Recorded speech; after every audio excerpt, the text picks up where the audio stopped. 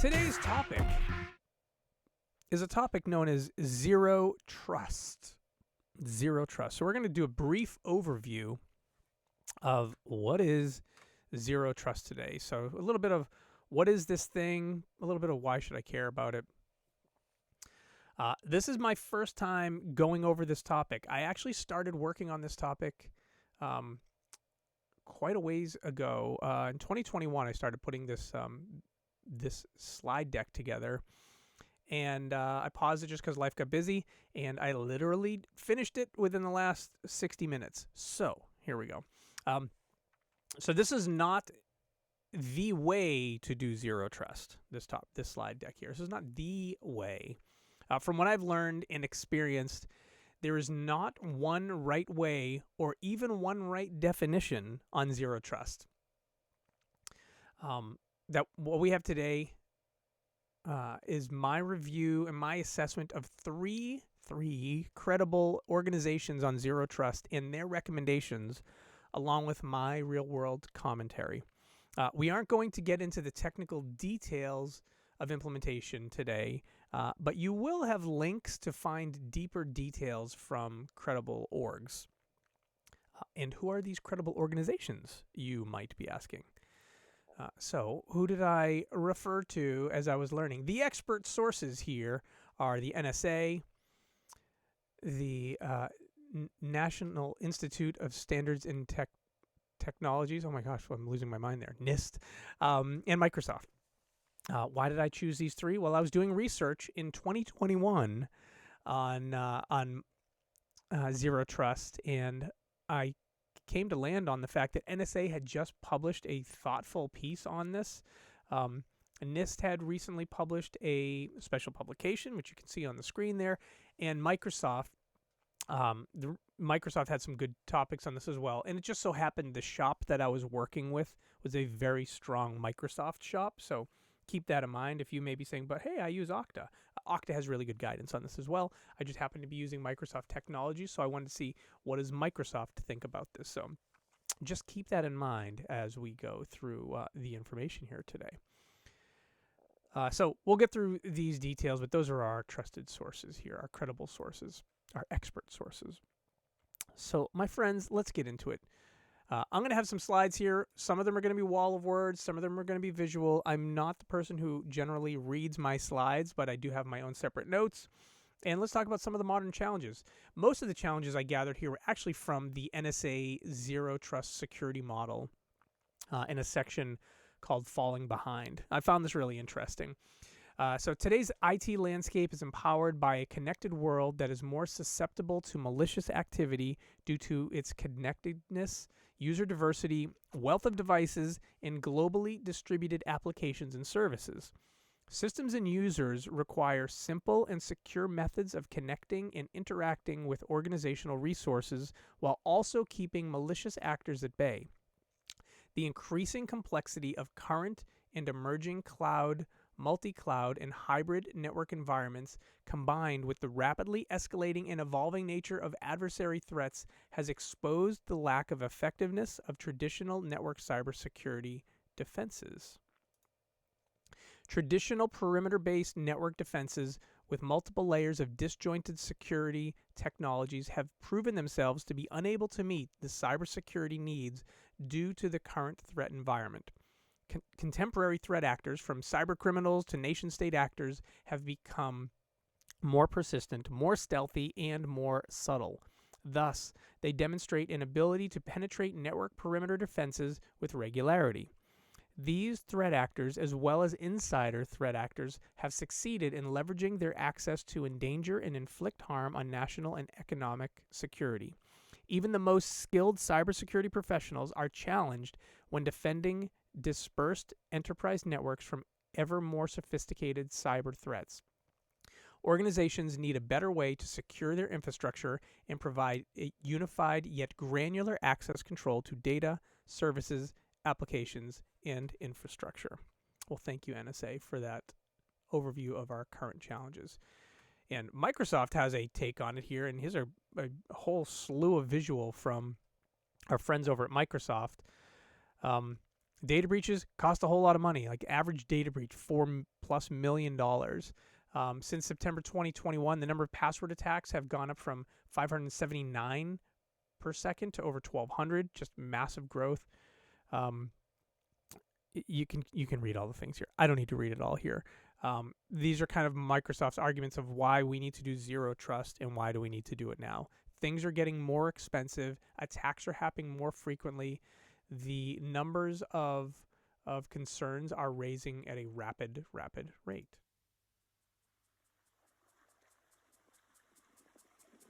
And I somehow clicked on the wrong button. Okay, now we're back. So thank you, Microsoft, for that visual. So some lessons learned over the last 5 years.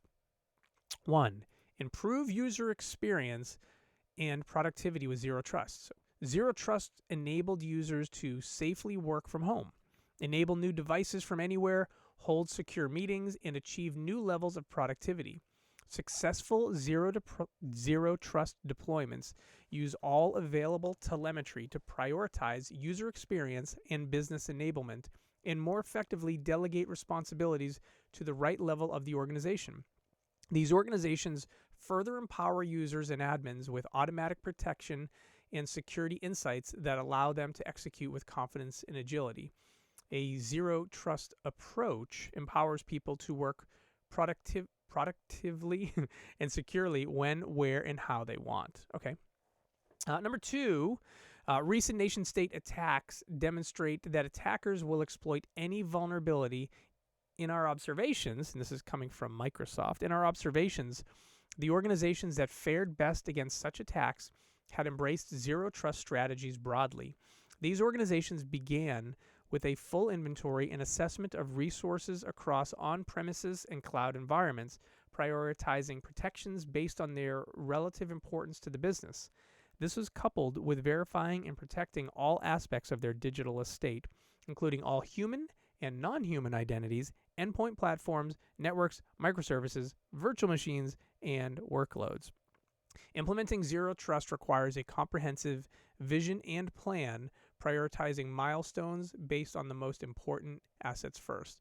So these 5 bullets that I'm reading here come from Microsoft's recent learnings over the last just couple years of Zero Trust and identity issues and network issues.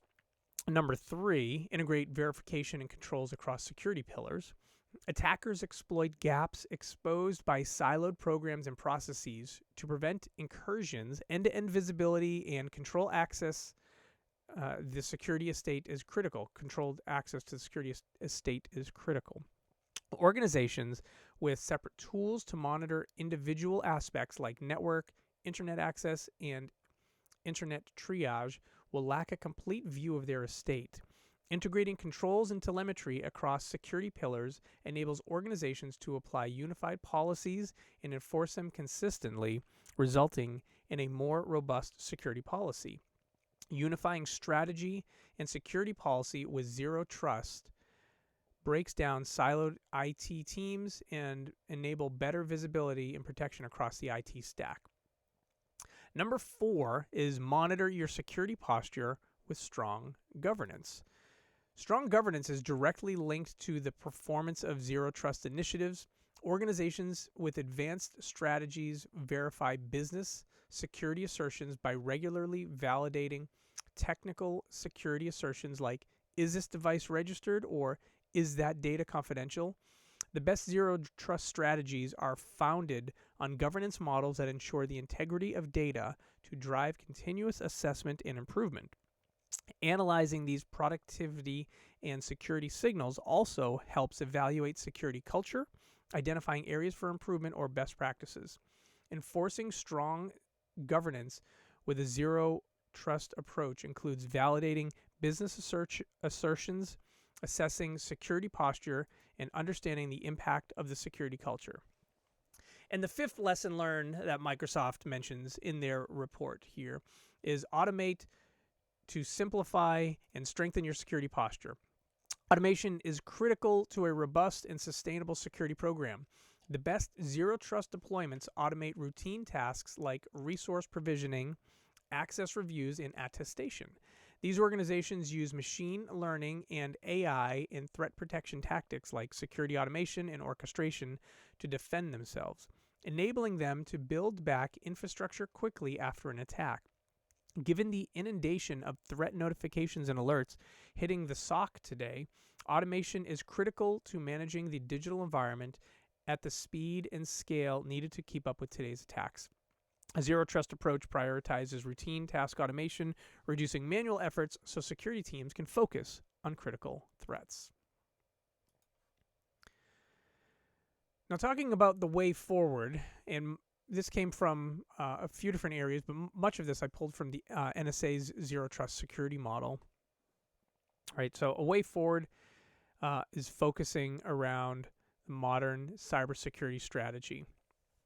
By implementing a modern cybersecurity strategy that integrates visibility from multiple vantage points, makes risk-aware access decisions, and automates detection and response actions, network defenders will be in a much better position to secure sensitive data, systems, applications, and services. Zero Trust is an assumed breach security model. Remember that. Assumed breach security model that is meant to guide cybersecurity architects, integrators, and implementers in integrating disparate but related cybersecurity capabilities into a cohesive engine for cybersecurity decision-making. However, to be fully effective, Zero Trust principles need to permeate most aspects of the network and its operations ecosystem to minimize risk and enable robust and timely responses. Organizations that choose to migrate to a Zero Trust solution should fully embrace this security model and the mindset necessary for planning, resourcing, and operating under cybersecurity outcomes with a Zero Trust solution that a Zero Trust solution can deliver. So what is Zero Trust? I have definitions from all the players that we were just talking about here, and this goes back to my initial topic of there is no one definition. There is no one way. It's an interesting thing. So I have what NIST says. I have what NSA says. I put some of the bullets here. I'm just going to read some of the notes that I gathered. I'll start with NIST, and then I'll finish up with the NSA notes that I gathered. And then we can think about comparisons and differences. So first, from the NIST abstract, Zero Trust is a term for the evolving set of cybersecurity paradigms that move defenses from static network-based perimeters to focus on users, assets, and resources. A Zero Trust architecture uses Zero Trust principles to plan industrial and enterprise infrastructure and workflows. Zero Trust assumes there is no implicit trust granted to assets or user accounts based solely on their physical or network location, or based on asset ownership. Authentication and authorization are discrete functions performed before a session to an enterprise resource is established. Zero Trust is a response to enterprise network trends that include remote users, bring your own device, and cloud-based assets that are not located within the enterprise-owned network boundary.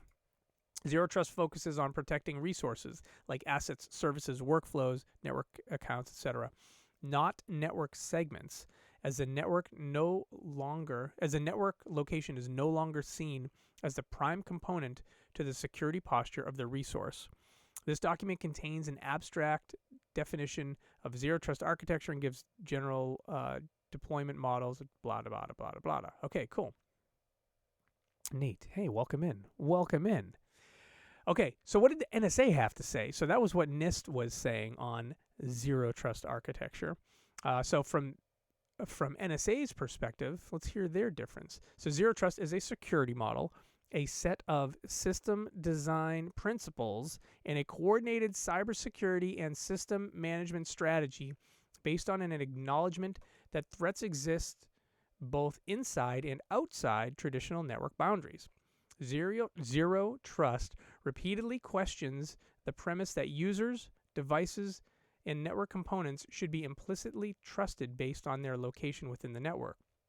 Zero Trust embeds comprehensive security monitoring, granular, dynamic, and risk-based access controls, and system security automation in a coordinated manner throughout all aspects of the infrastructure in order to focus specifically on protecting critical assets, like data, in real time with a dynamic threat environment. This data-centric security model allows the concept of least privilege access to be applied for every access decision where the answers to the questions of who, what, when, where, and how are critical for appropriately allowing or denying access to resources.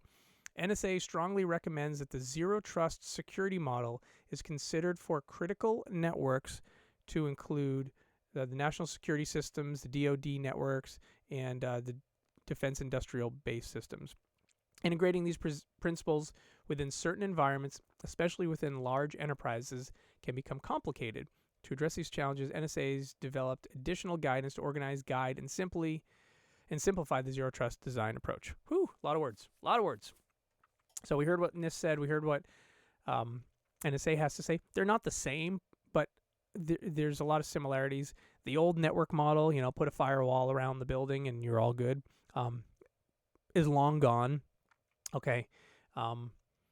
Key things I think that stand out is identity is where the security boundary is, which is interesting because when I got into the world of information security or cybersecurity, when I got into this field in 2005, 2006, it was with an identity management, identity governance company. And I was actually doing implementations, going out to customer sites and implementing their product. And one of the key things I would do with a kickoff was to talk about, okay, the concept of this is we want to determine who has access to what, where, when, why, and how. That was actually part of the presentation that when we started this company, I was employee number 6. When I would first present this to our customers or potential customers, and it was part of my reoccurring spiel. And it was kind of neat to just read what NSA says here because they were saying the words that I was saying in my presentation in 2006. So I have always thought that identity is key to the security boundary. Apparently, I think the rest of the world is catching up now that I'm realizing this and reading what is Zerø Trust. A little sip of my hot coffee. All right, so we just had a friend just join us in chat. Ma Boldemore. I'm saying your name wrong. I know I am, but hey, welcome. Thanks for joining us in the chat here. How are you? Hope you're having a good day. Gonna move on here. So that was our what is Zerø Trust. At least we got a little bit of a definition from a couple friends there. Thanks, NSA and NIST. We're gonna move on to mindset shift. Mindset shift from thoughts from NSA about adopting a Zerø Trust mindset. So coordinated and aggressive system monitoring are critical in this new shift. System management and defensive operation capabilities are as well. Assuming all requests for critical resources and network traffic may be malicious. I'm going to repeat that note. Assume all requests for critical resources and all network traffic may be malicious. This is something we're going to continue to see. Assuming breach. Just assume. We need to, the Zerø Trust model, big part of the mindset shift is assume activity is bad. Always assume it's bad. Now, for those of us who have worked in cyber and worked in information security for a while, it's generally how we think anyways, but it's now helping to get that mindset shift wider than just us. You're going to need it to be a whole lot wider than us. Assuming all devices and infrastructure may be compromised. Just assume everything's compromised. Accepting that all access approvals to critical resources incur risk and be prepared to perform rapid damage assessment, controls, and recovery operations. So a little bit of a mindset shift there. To our friend in chat, well, welcome. Thank you for being here today. You say it's French. Is it? Are you in France or are you in Canada? I'd love to know what your weather is in your part of the world because I know I have some French Canadian friends who are really cold right now. Really cold right now. So continuing on here, guiding principles. And I've got some guiding principles from all three of our friends here, from the NSA, from Microsoft and from NIST. So I'm going to go through each of these here. Got a little bit for you to look at. NSA says never trust, always verify, assume breach, and verify explicitly. That's their guiding principles. Microsoft's Zerø Trust principles, there's 3 of them.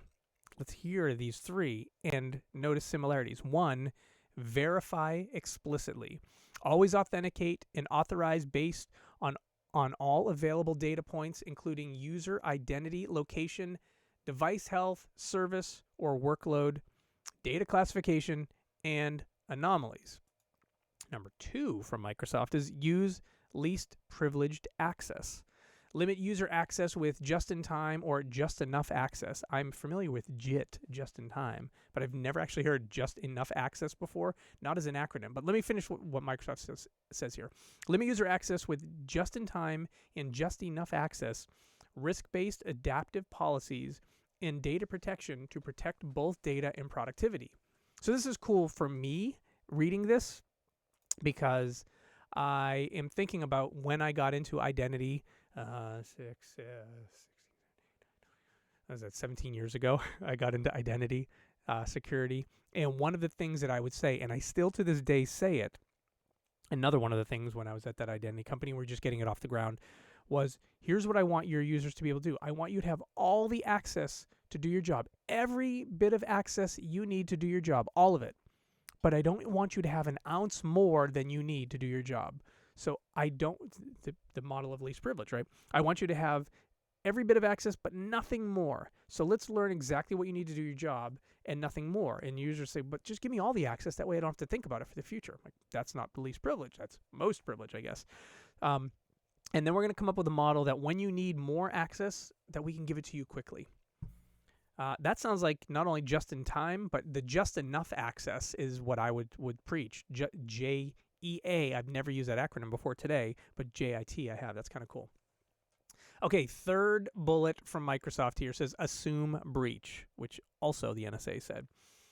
Minimize blast radius for breaches and prevent lateral movement by segmenting access by network, user, devices, and application awareness. Verify all sessions are encrypted end-to-end. Use analytics to get visibility, drive threat detection, and improve defenses. Okay, so I'm hearing NSA, Microsoft kind of on the same page here. And it aligns very much with work I've done 17 years ago. So it's a little bit mind-blowing to say, like, as people have really started to focus on identity as a security perimeter. I'm like, dude, I've been doing that for 17 years. I did not think I was a trendsetter. I did not think I was an expert in this space, but hey, look at that. Okay, I'm more just laughing at it than anything else. Okay, NIST has something to say about this as well. NIST has it a little bit different in their special publication 800-207. They have the 7 tenets of Zerø Trust. So they couldn't just stick with 3. Here's what NIST has to say. There's 7 tenets. They're not on the slide, but listen along. Number 1, all data sources and computing services are considered resources. 2, all communication is secured regardless of network location. 3, access to individual enterprise resources is granted on a per-session basis. 4, access to resources is determined by dynamic policy. 5, the enterprise monitors and measures the integrity and security posture of all owned and associated assets. 6, all resource authentication and authorization are dynamically and strictly enforced before access is allowed. And finally, 7, the enterprise collects as much information as possible about the current state of assets, network infrastructure, and communication, and it uses it to improve its security posture. Okay, that's kind of different. Very cool tenets. It's just different than what the 3 principles that Microsoft and NSA had. But hey, there we go. Mabul Damour, just reading in chat here. In the U.S. currently, from Cameroon and Africa. Well, welcome. I am also in the U.S. currently. Very cold. Okay, moving on. Those are our guiding principles. Let's talk about design concepts. I pulled this from the NSA document here. So leverage Zerø Trust design concepts when designing a Zero Trust solution. And there's 4 key concepts here. Define the mission outcomes. So derive the Zero Trust architecture from organization-specific mission requirements that identify the critical data, assets, applications, and services. The acronym is DAAS. I've never seen this acronym before.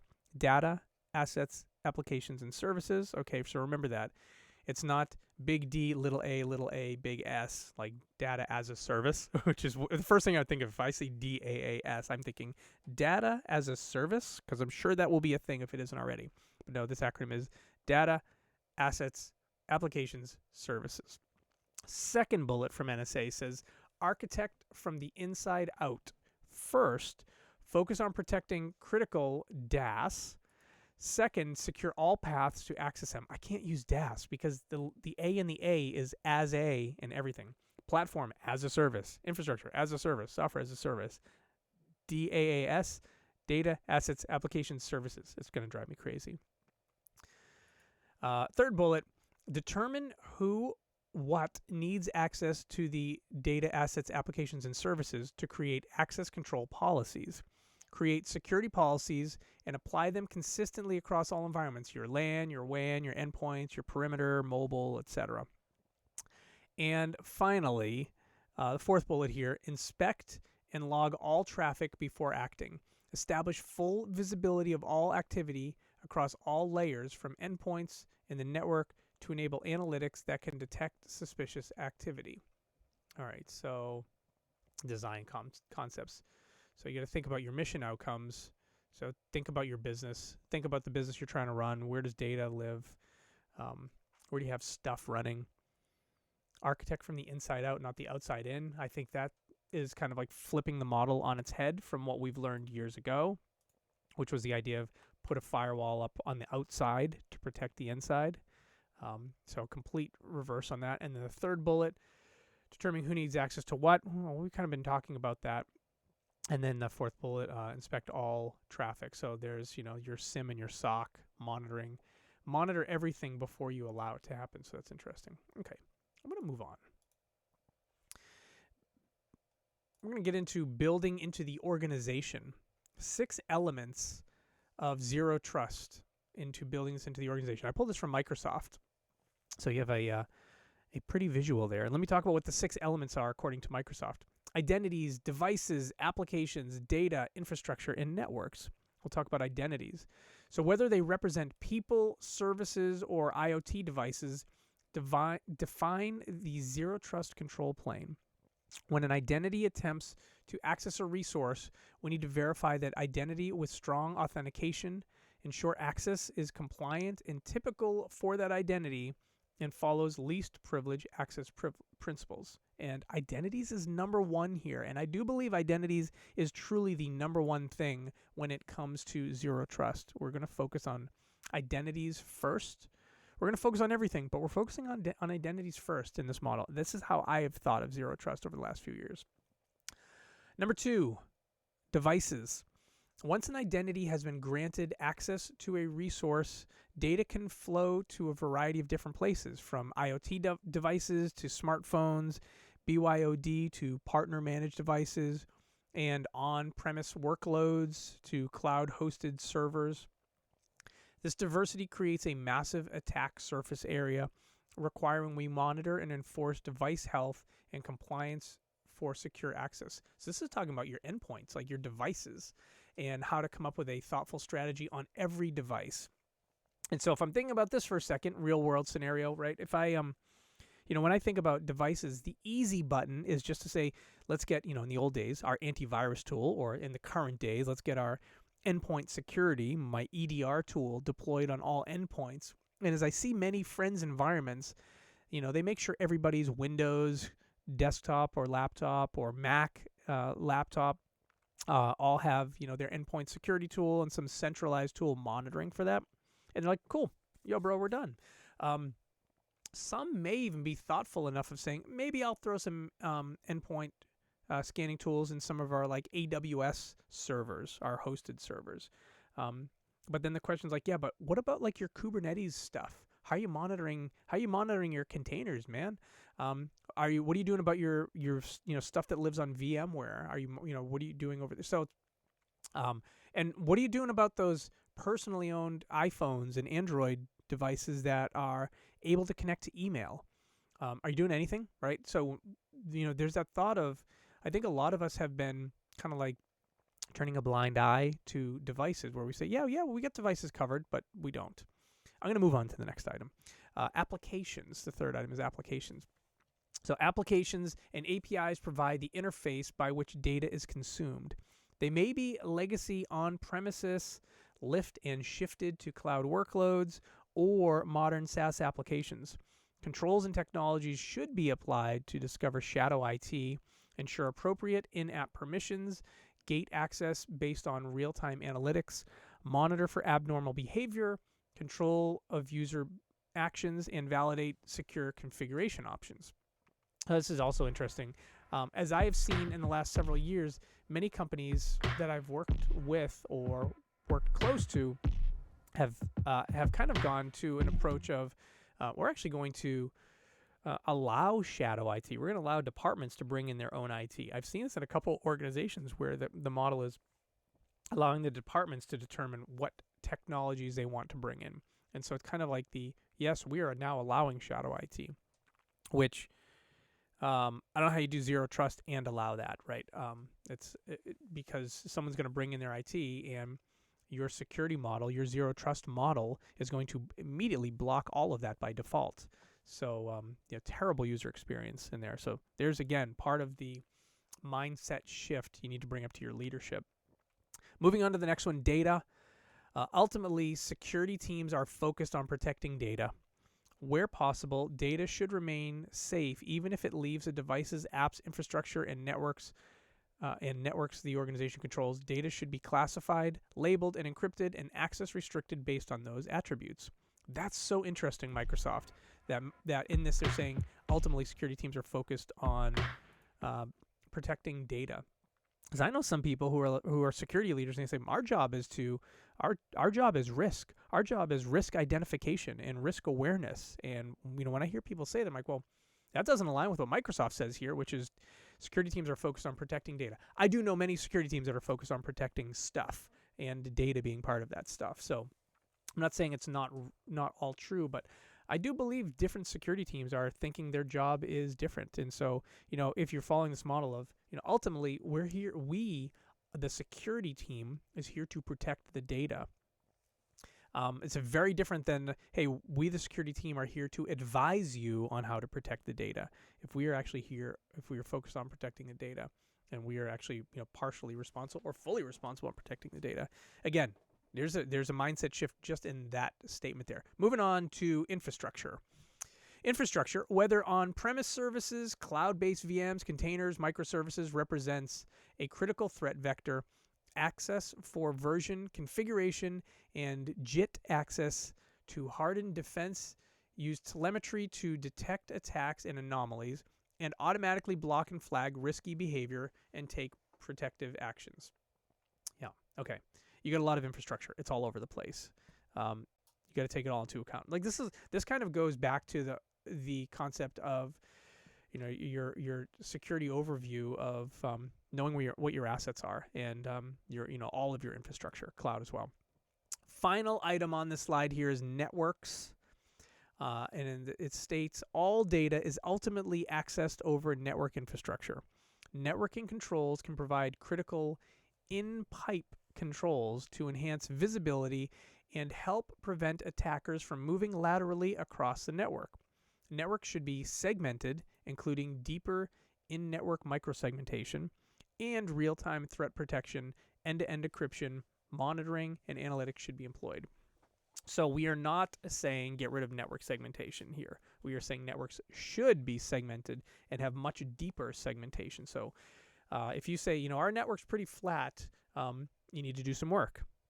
If you don't have kind of a model of, I've actually seen some people, I've been in this role before. I'm like, well, I've got my my corporate network, and then I got all my different SaaS apps that we license, and they're all kind of separate networks. I'm like, so in some cases, you might actually be able to have a a security perimeter by having a whole bunch of SaaS applications, but you didn't really think about it. You didn't really plan for it. You didn't really kind of like build it into the organization. It's just kind of like you just kind of inherited it. So I have been able to thwart some security incidents just because I was fortunate enough to have cloud applications that weren't inside my perimeter when bad actor did bad things internally. Well, there we go. Those are the 6 items of building into an organization. As we move on, Microsoft has this cool maturity model. I actually grabbed this slide, this image a while ago, and I believe they've since updated it because I was actually in there earlier today. I was like, oh, things have changed. So I left this visual here, but I grabbed some of the notes from their newer content, and let's get into it a little bit. So from Microsoft, where is your organization on its Zero Trust journey? This is me asking this. Like, where's your organization on its Zero Trust journey? Ask yourself this. Ask yourself the questions that I have written down here to determine your state of maturity. And these bullets here on the slide kind of get you there. So we're going to talk about 3 tiers of maturity. So if you think about any maturity model you've ever looked at before, there's usually like multiple steps of maturity. 3 is a good number. 5 starts to get a little bit big. Anything more than that's like, dude, that's too many. Are you at the early stages? Are you halfway there? Are you great? Right? That's 3 is good. So if we look at the traditional model, or kind of like the getting started stages, like the first stage of maturity, I have 3 questions for you. 1, are you reducing password risks with strong authentication methods like MFA and providing SSO access to cloud apps? Do you have MFA? Do you have SSO? I want to know a little bit further. Do you have MFA everywhere, every location, not just your corporate, but your AWS environments, your GCP environments, your Azure environments, your dev environments, your production environments, your test environments? You have MFA on all the things. And have you even taken it one step further? Have you put SSO on all those things? All right, question number 2. Do you have visibility into device compliance, cloud environments, and logins to detect anomalous activity? So are you able to see all of your environment to see if your systems are meeting your own policies, compliant with your own policies? Can you actually look at your AWS, your Azure, your GCP, or whatever else, and see if the configurations are meeting your guidance or your requirements?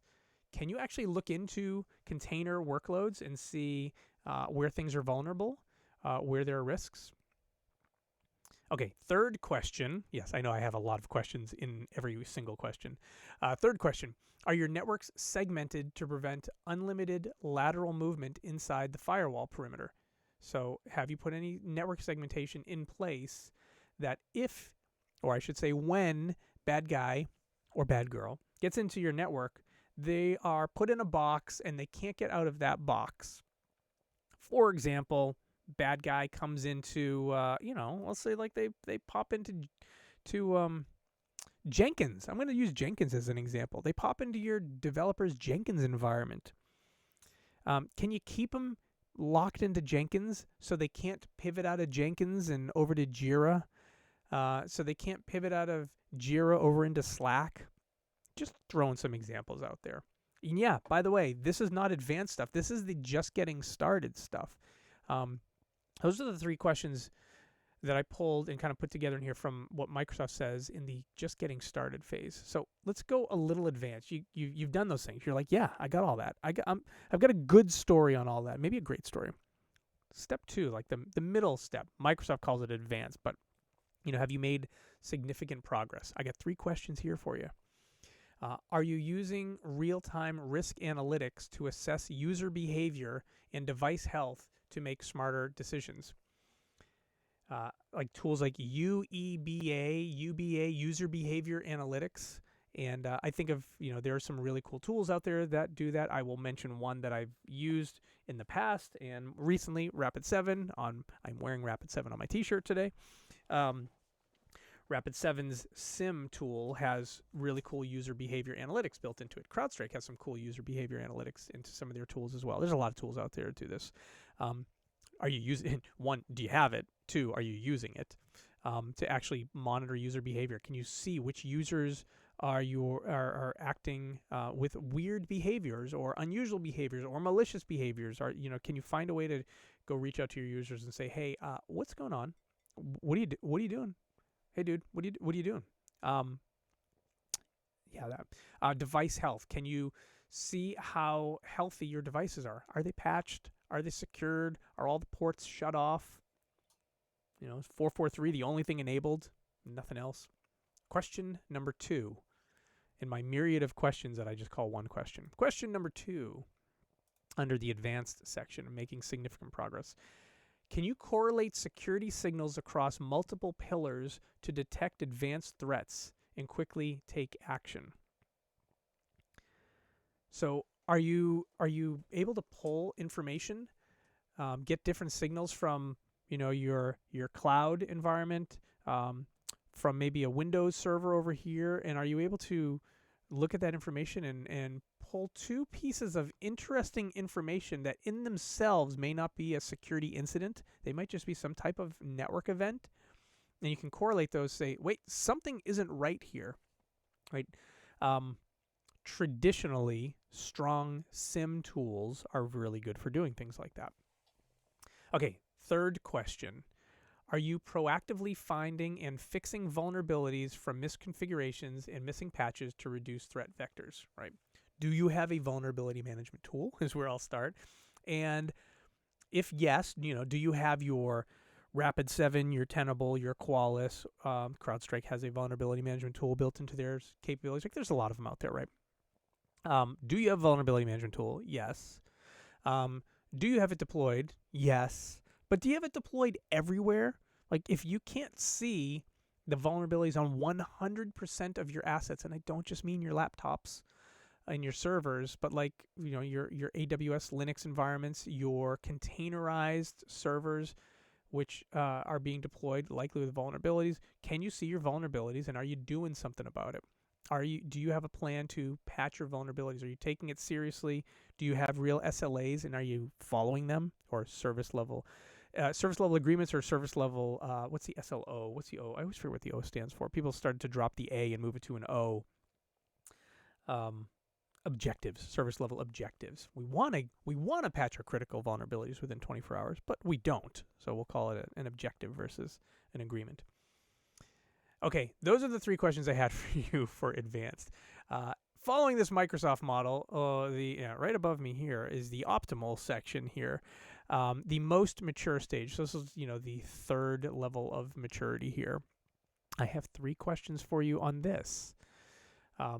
Are you able to dynamically enforce policies after access has been granted? After access has been granted to protect against violations, are you able to dynamically enforce policies? Do you have policies, and I mean like technical policies, that automatically block? Do you have auto blocking in your EDR tool? Do you have auto blocking in your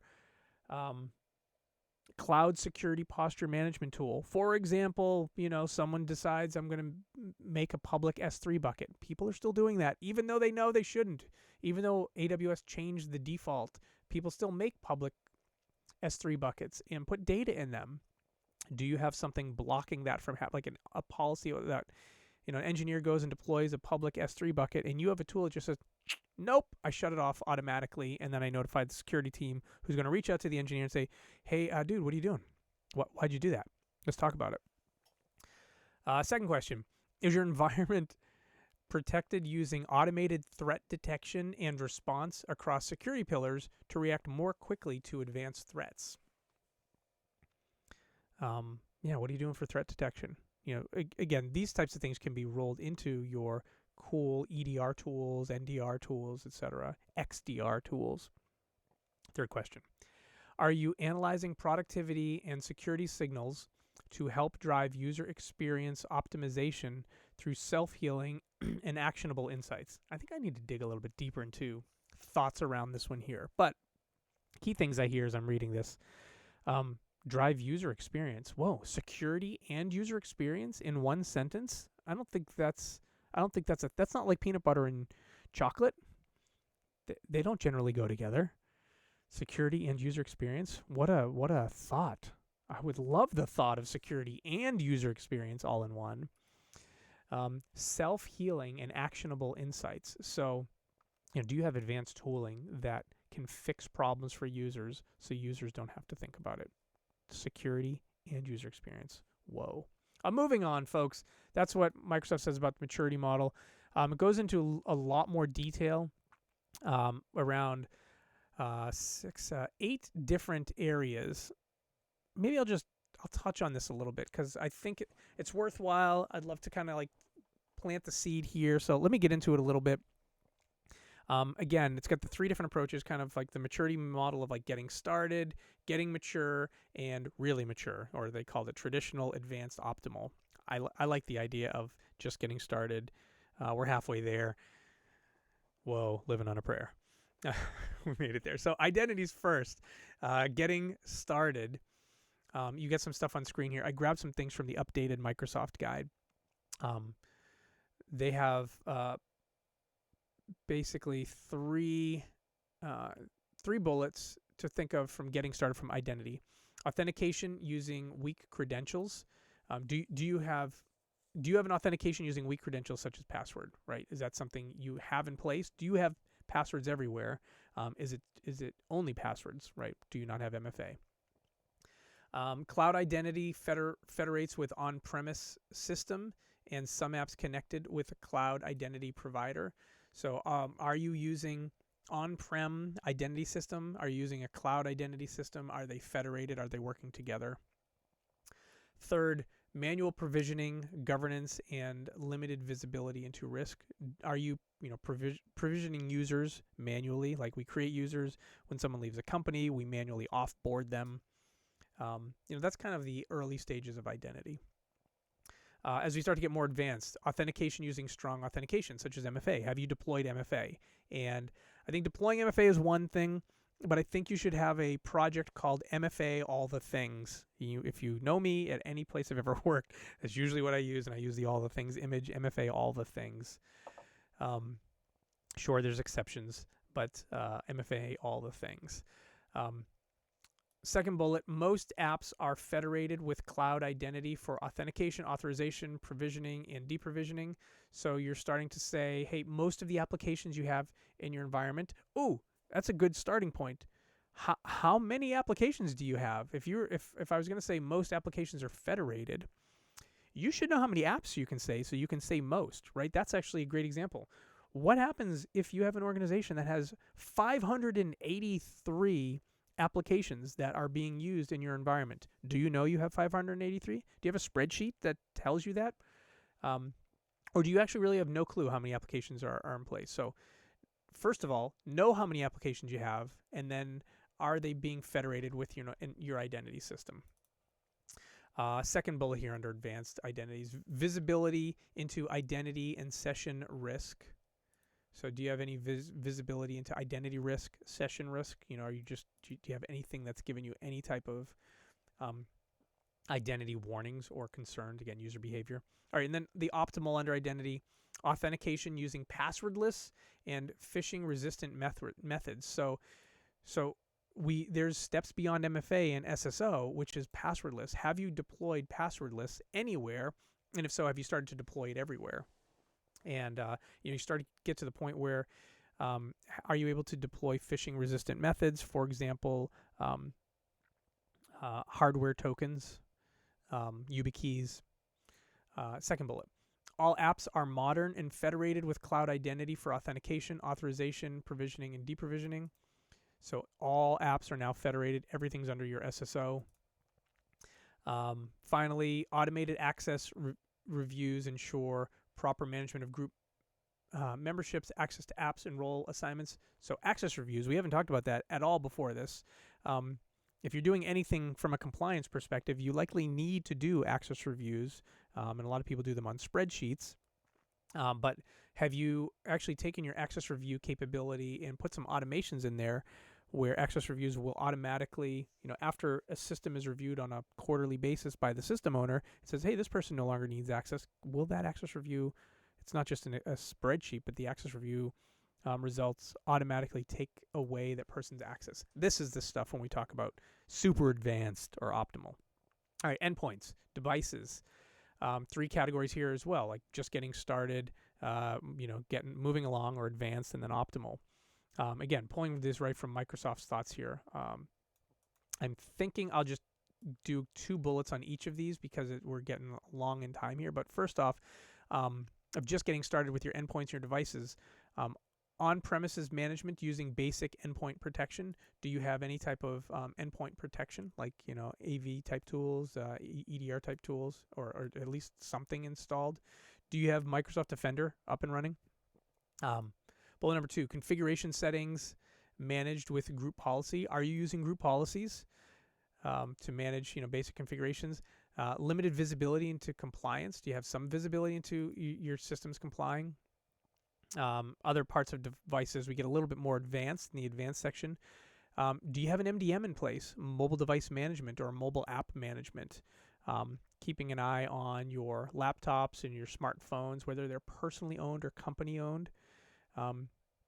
Do you actually have an EDR with the DR part rolled on, not just an endpoint security tool, but the detection and response capabilities built in, including what happens when you detect an incident and you may have a breach. Is there breach monitoring, post-breach monitoring, basic automation of remediation put in place there?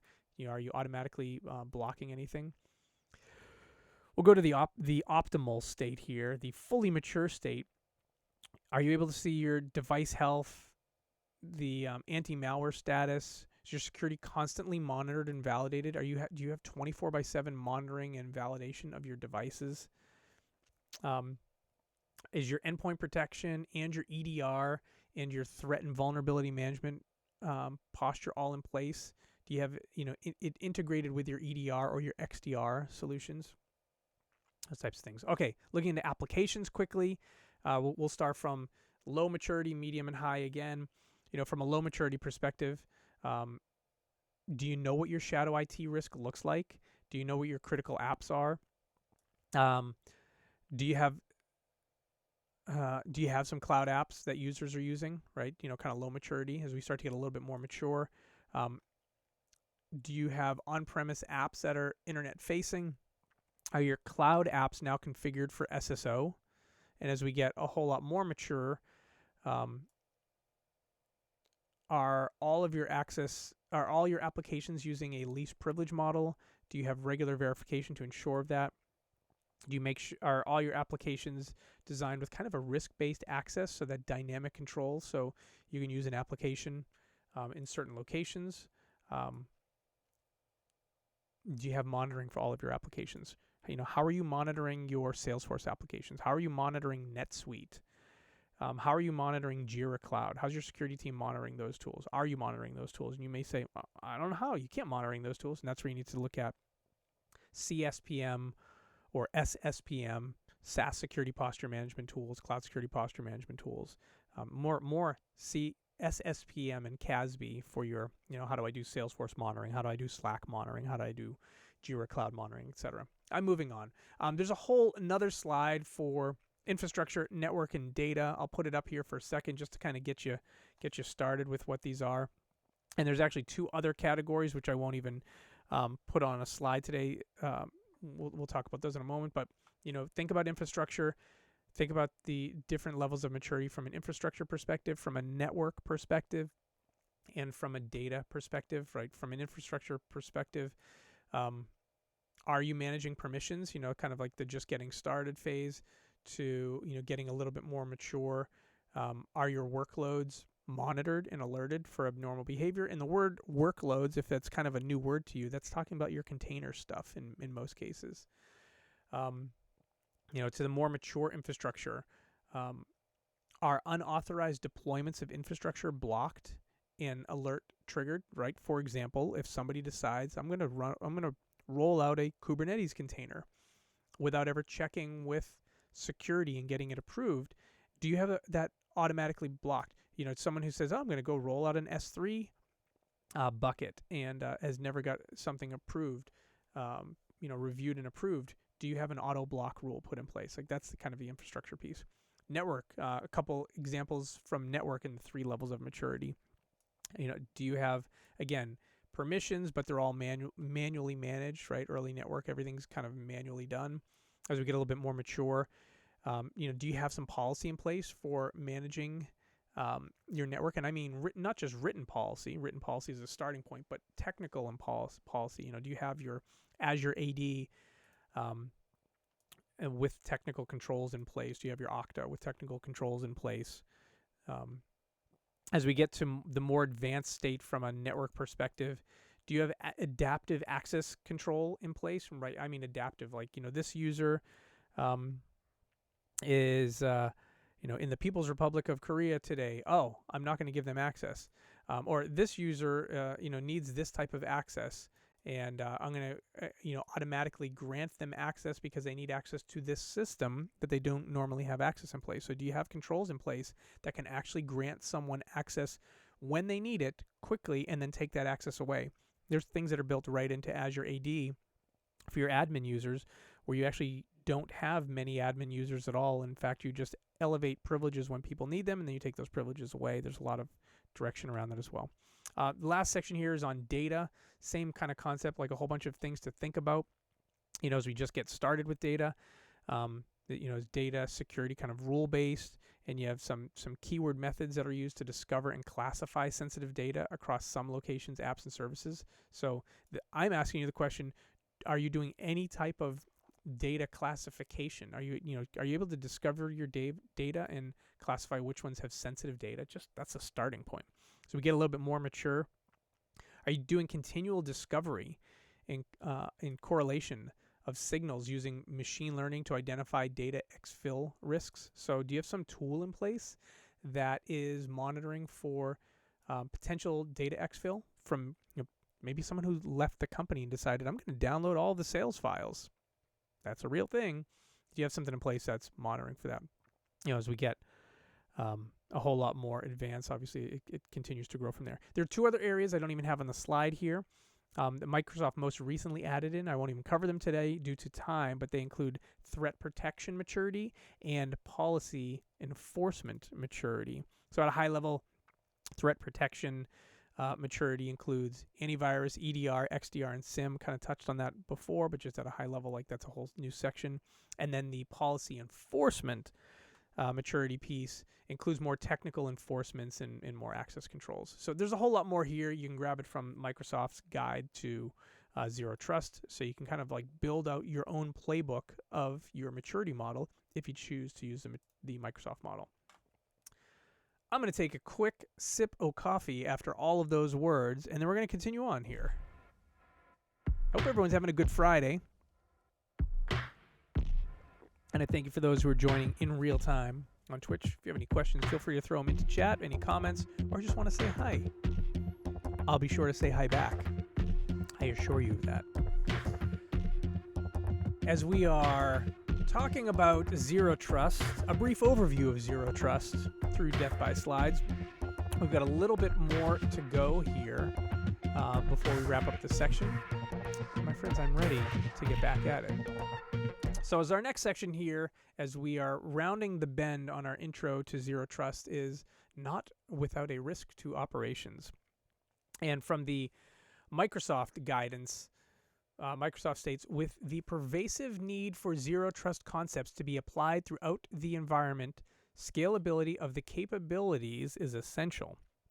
Access control decisions that may have only occurred once for each access previously will now be performed continuously as access to the resources used, requiring a robust infrastructure for making, enforcing, and then logging these access decisions. In addition, elements of the network that previously were not part of access control decisions may become essential elements whose reliability and consistent use are required, such as data tags and additional network sensors. Persistent adherence to the mindset and the application of the Zerø Trust security model over time is also a key requirement. Administrators and defenders may become fatigued with constantly applying default deny security policies and always assuming a breach is occurring, But if the zero trust approach falters, then its cybersecurity benefits become significantly degraded or eliminated. There's actually a lot of different risks. I threw some bullets on the screen, just walk through what Microsoft kind of highlights as a concern there. Let's talk about the effectiveness here. And some of this also comes from the Microsoft report on Zero Trust.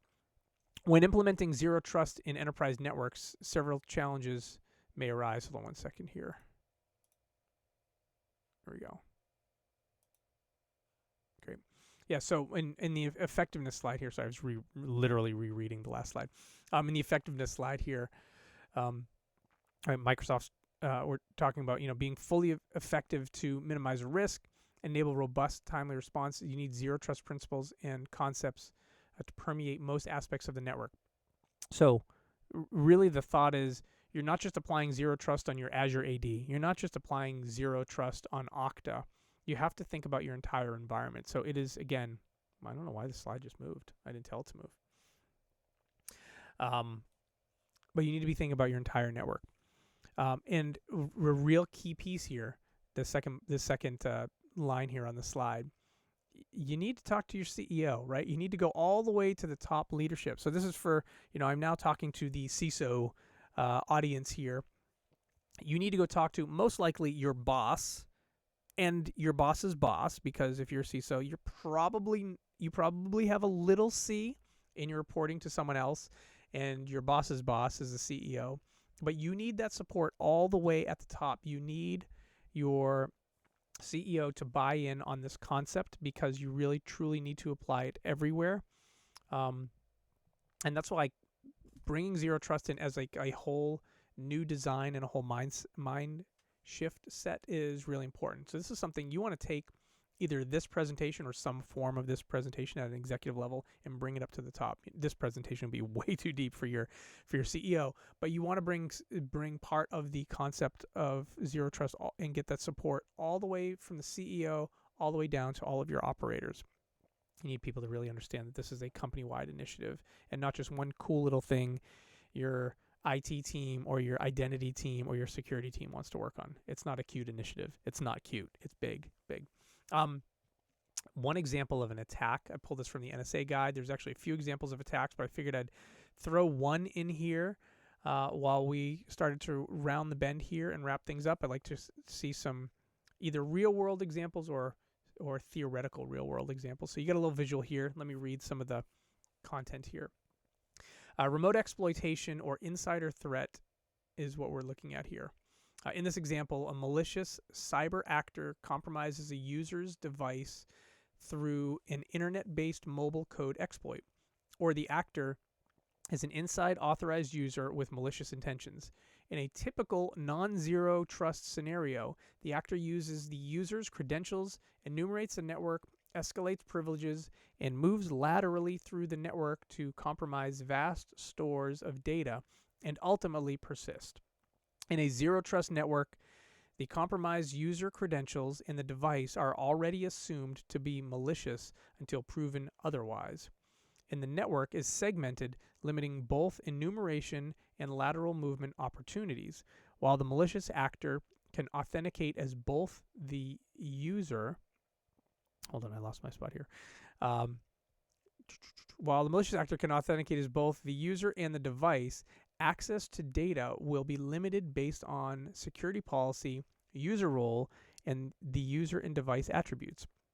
In a mature zero trust environment, data encryption and digital rights management may offer additional protections by limiting which data can be accessed and actions that can be taken with the sensitive data, even if access was allowed. Further, analytic capabilities continuously monitor for anomalous activity in accounts, devices, and network activity and data access. While the level of compromise occurs in this scenario, damage is limited, and the time for defensive systems to detect and initiate appropriate mitigating responses is greatly reduced. Whew, a lot of words. I'm going to come back and think about that one later on, but wanted to bring something in here to just talk about how could a bad guy do a bad thing, and do you have some examples of it? And NSA had two examples in their article, in their document. And in fact, I'm going to bring the examples up to the screen here of the resources that I used to put this together. So first, you have these links here. They will be in the show notes as well. So when I post this live, these links will be in the show notes. So we got the NSA embracing a Zerø Trust security model. We have the NIST special publication 800-207, and we have the Microsoft Zerø Trust maturity model as well. And we did it. We did it. We got through this. So the Zerø Trust, I grabbed some notes here at the end from Microsoft here. Zerø Trust is imperative for business, technology, and security teams working to protect everything as it is and as it could be. It is an ongoing journey for security professionals, but getting started begins with simple first steps, a continuing sense of urgency, and continuous iterative improvements. Beyond the lessons and trends covered in this overview, the technical guide and resources on the previous slide, the links I just had previously, can help your teams start or advance your Zerø Trust journey. I believe that using any one of these guides, the NIST guide, the NSA guide, or the Microsoft guide, are fine to get started and can help you get mature.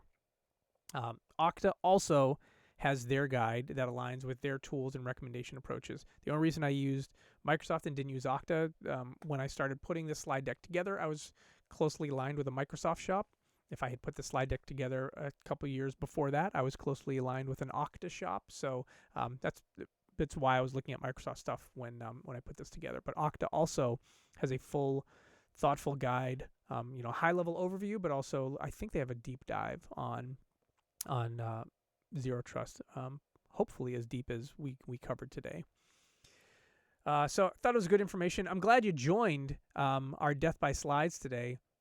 I think the thing that's most interesting for me on this is I started putting this presentation together in 2021. You may have noticed that by some of the links were dated 2021. I started putting this together in 2021 when I wanted to heavily educate myself on Zerø Trust, and then I paused it just because life got busy, and I literally finished this presentation 60 minutes before we went live today. So a lot of the content on here was my first time reading through it.